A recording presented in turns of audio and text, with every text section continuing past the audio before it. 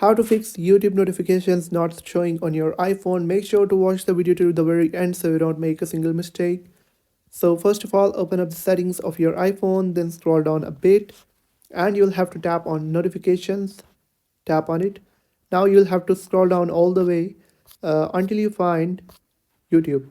Once you found YouTube, you'll have to tap on it.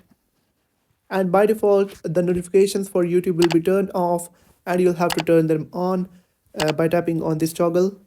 Now, make sure that things need to be turned on, like lock screen. All of these will be turned off. You'll have to turn all of these things on.